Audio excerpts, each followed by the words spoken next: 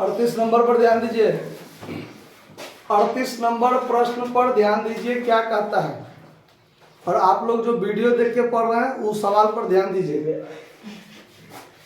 देखिए 38 नंबर, ए और बी दो साझेदार हैं, 3:1 में लाभ हानि को बांटते हैं। 31 दिसंबर 2021 को उनका आर्थिक चिट्ठा निम्न प्रकार है, जिसमें पूंजी 90,000 30,000 ए और बी का, क्रेडिटर है और वर्क्समैन कंपनसेशन फंड है। देखिए इसमें एक नया आइटम मिला आपको।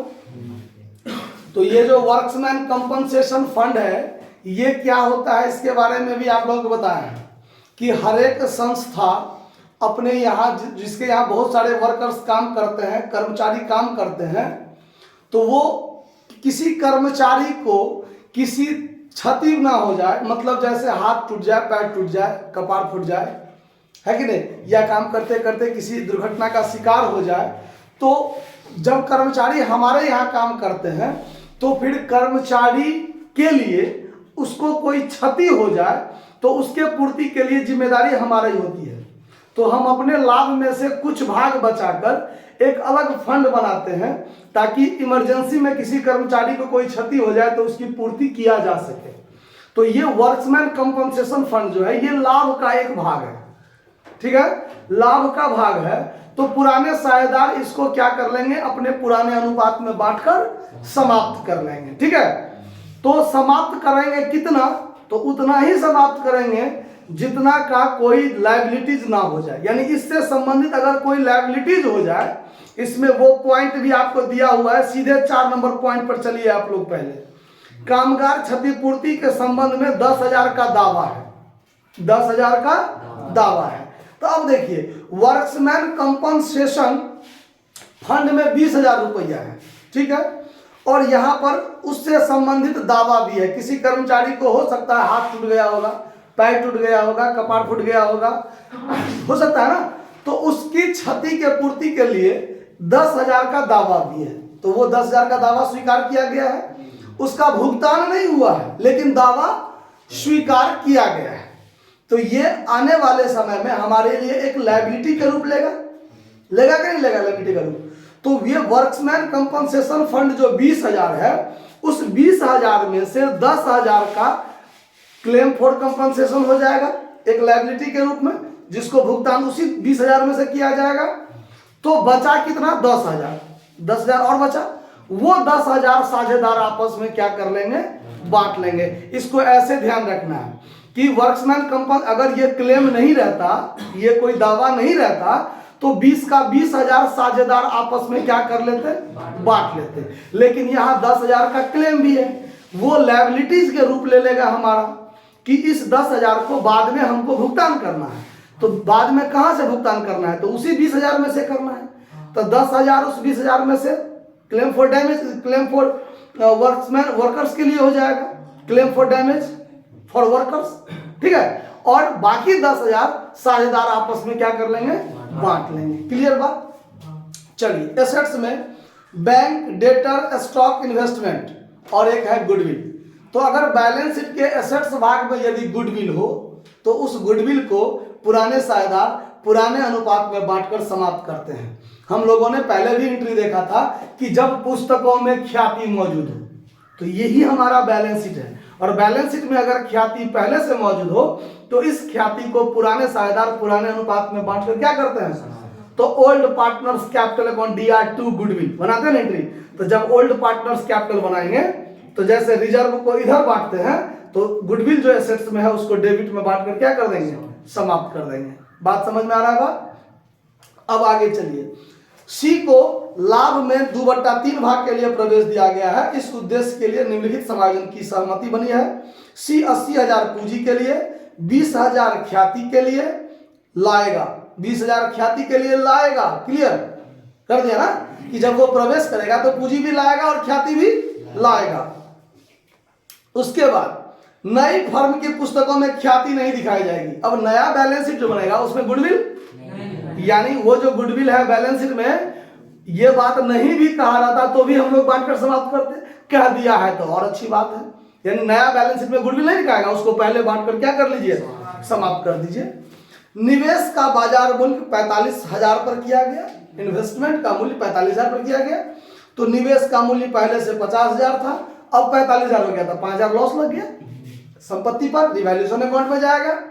उसके बाद कामगार क्षतिपूर्ति के लिए 10,000 का दावा है, कामगार क्षतिपूर्ति के लिए 10,000 का क्या है दावा। तो ये 10,000 का दावा, ये 10,000 का दावा कहाँ जाएगा, बैलेंस शीट में जाएगा, रिवैल्यूएशन में नहीं जाएगा अभी ये। अगर ये 20,000 का कंपनसेशन था फंड, 20,000 का कंपनसेशन फंड था ना, अगर 20,000 से ज्यादा हो जाता, अगर मान लीजिए डैमेज, तो जितना ज्यादा होता उसको रिवैल्यूएशन में हम लोग लिखते कि ये हमारा लायबिलिटी बढ़ गया एक्स्ट्रा, समझ आया बात। लेकिन फंड में 20,000 रुपया है और दावा 10,000 का है, तो ये दावा 10,000 उस फंड में से एडजस्ट होगा, अब बाकी 10,000 जो बचेगा उसको पुराने साझेदार पुराने अनुपात में बांट लेगा। ऐसे इस बात को ध्यान में रखना है। तो अब आगे कुछ नहीं, आपको रिवैल्यूएशन अकाउंट, पूंजी खाता और आर्थिक चिट्ठा बनाना है। तो देखिए रिवैल्यूएशन अकाउंट सबसे पहले क्या होगा, रिवैल्यूएशन अकाउंट क्या होगा। रिवैल्यूएशन अकाउंट में डेबिट क्रेडिट सिर्फ एक बात जाएगा, पॉइंट नंबर 3, निवेश का बाजार मूल्य 45,000 हो गया, 50,000 मूल्य था, अब 45,000 हो गया, तब 5,000 उसका मूल्य क्या हो गया, कम हो गया। तो यहाँ डेबिट साइड में लिखाएगा to investment account, to investment account कितना 5,000, बात खत्म। अब इससे ज्यादा इसमें कुछ है ही नहीं, नहीं ना है, संपत्ति और दायित्व के मूल्य में कमी वृद्धि वाली बात खत्म। ये 5,000, यहाँ भी 5,000, ये 5,000 पूरी लॉस हो गया किसके लिए, by old partners capital account, ठीक है, ये लॉस हो गया। और इस 5,000 के लॉस को कौन बांटेगा, ए बी, यही साझेदार है ना, ए और बी। तो 3:1 है, तो ये हो जाएगा 1250 से कटेगा ना, 1248, हाँ 1250, 1236 से 3750 और 1250, 3:1 में जब इसको बांटिएगा, 3:1 में जब बांटिएगा तो 3750 और 1250 होगा। क्लियर। अब बनाएंगे हम लोग old partners capital account, old partners capital account. जब ओल्ड पार्टनर्स कैपिटल अकाउंट बनेगा तो देखिए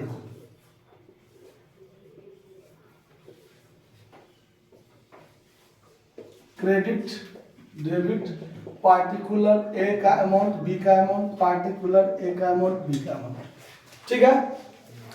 इसमें सबसे पहले क्या लिखते हैं हम लोग, by balance BD, by balance BD, A का 90,000 और बी का 30,000। क्लियर। उसके बाद ये जो रिवैल्यूएशन अकाउंट में लॉस है, ई लॉस को यहां बांट देंगे, टू रिवैल्यूएशन अकाउंट लॉस 3750 1250 हो गया। अब देखिए लायबिलिटी साइड में वर्क्समैन कंपनसेशन फंड 20,000 पहले भी समझा चुके हैं। 20,000 में से 10,000 क्लेम के लिए एडजस्ट होगा, क्लेम में एडजस्ट होगा 10,000, बचेगा 10,000, तो उस 10,000 को साझेदार आपस में क्या कर लेंगे, बांट लेंगे। तो अब यहां पर हो जाएगा क्रेडिट साइड में बाय वर्क्समैन कंपनसेशन फंड, आप लोग इसको पूरा लिख लीजिएगा, ठीक है। हाँ, WC फंड यानी वर्क्समैन कंपनसेशन फंड, ये था 20,000 का, 20,000 में से 10,000 क्लेम वाला क्या हो जाएगा, एडजस्ट हो जाएगा, उसमें बाकी बचा 10,000, उस 10,000 को 3:1 में बांटेंगे, 3:1 में बांटेंगे तो 7,500 ए का हिस्सा होगा और बी का हिस्सा 2500 हो जाएगा। क्लियर। अब चलिए, अब आगे क्या होगा, एसेट्स साइड में गुडविल है 10,000, एसेट साइड में गुडविल है 10,000, तो वो 10,000 गुडविल यहां पर बांट के समाप्त होगा, टू गुडविल अकाउंट, तो उसको भी 3:1 में बांटेंगे, तो 7,500 और 2500 यानी 2500। अच्छा, अब नया साझेदार जो 20,000 लेके आया प्रीमियम, उसको भी तो पुराना साझेदार बांटेगा। किस अनुपात में बांटेगा? त्याग अनुपात में। तो नया अनुपात का कोई चर्चा नहीं, तब पुराना अनुपात ही त्याग अनुपात का रूप लेगा। तो यहां पर लिखेंगे by premium account, by premium account 15,000 5,000 3:1 में बांटेंगे तो 15,000 5,000। क्लियर? सारा बात आपको लिखा गया इसमें। अब इसमें कोई आइटम छूटा नहीं। तो अब इसको जोड़ घटाव कीजिए, इसका जोड़ घटाव कर दीजिए। तो ये हो गया कितना? 1,12,500, 1,12,500। और ये हो गया 30 5 35 2 37,500, 1,12,500 और 37,500। जोड़ ठीक है ना मेरा? हमारा जोड़ गड़बड़ हो जाता है, ठीक से देखिएगा, अनठकानी में कुछ से कुछ हो जाता है। 1,12,500 minus 37,150 minus 7,500, 1,01,250, 1,01,250। To balance CD, A का टू बैलेंस सीडी है इतना, देखिए आंसर में 37,500 माइनस ये हो जाएगा 3,750, 3,750 और 33,750, 33,750 है इतना आंसर। चलो अब बनाएंगे new partners capital account. New partner कौन है? सी। तो seize capital account, seize capital account. तो इसमें तो और कुछ नहीं, एक गो नया साझेदार पूंजी लाया वही चीज होता है। तो यहां पर हो जाएगा बाय कैश अकाउंट। कितना रुपया पूंजी लाया है? 80,000 पूंजी लाया है। तो बाय कैश अकाउंट 80,000 और इसमें कुछ नहीं होता है। ठीक है, तो ये 80,000। अगर मान लीजिए ये प्रीमियम लेके नहीं आता तो इसका पूंजी में से कुछ प्रीमियम कटता, यानी उसका पूंजी घट जाता। लेकिन जैसे पिछला सवाल में हुआ था 37 नंबर में, 37 के बी में, ऐसा तो इसमें नहीं है कोई बात। चलिए अब बनाएंगे न्यू बैलेंस शीट। अब क्या बनाएंगे? New balance sheet. Date mention है कोई? कब प्रवेश किया नहीं किया सो?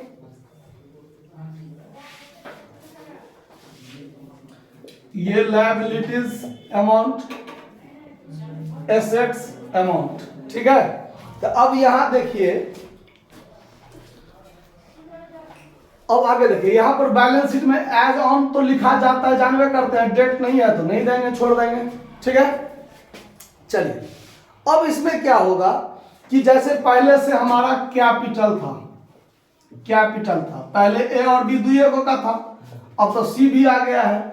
1,01,250, 33,750 और इसका हो गया 80,000।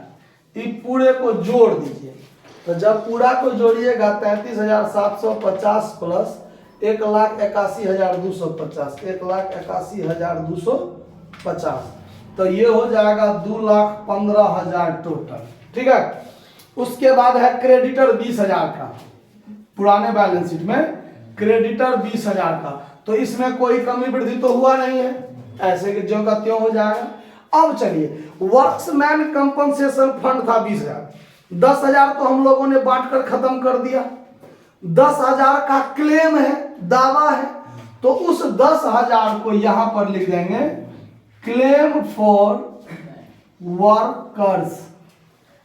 ठीक है, वर्कर्स डैमेज। ठीक है, कितना का दावा रह गया? 10,000। क्लियर? अगर इस 10,000 का भुगतान कर दिया रहता, भुगतान हो गया रहता, तब ये इसमें नहीं लिखा था और 10,000 रुपया से हमारा कैश भी क्या हो जाता? कम हो जाता। तो दोनों साइड बराबर हो जाता ना बात। लेकिन वो काम नहीं हुआ है। क्लेम का दावा स्वीकार किया गया है मगर भुगतान उसका कर दिया गया है, ऐसा जिक्र नहीं किया गया है सवाल में। तो हम इतना से अपना लायबिलिटी मानकर चलेंगे। समझना रहा बात? चलिए अब एसेट्स में चलिए। अब एसेट्स में क्या है? बैंक 10,000। सवाल में बैंक का जिक्र किया गया है, तब तो हर जगह आपको बैंक लिखना था। हर जगह क्या लिखना था? यहाँ पर बैंक लिखना था। और कहीं पर तो नहीं चर्चा है, नहीं है। चलिए अब यहाँ पर बैंक, तो बैंक में हमारे पास पहले से कितना शेष था? 10,000। हमारे पास पहले से कितना था? 10,000। नया साझेदार प्रवेश किया था, 80,000 रुपया पूंजी लेके आया और 20,000 रुपया प्रीमियम लेके आया, तो 1,10,000 हमारे पास टोटल हो गया कि नहीं हो गया?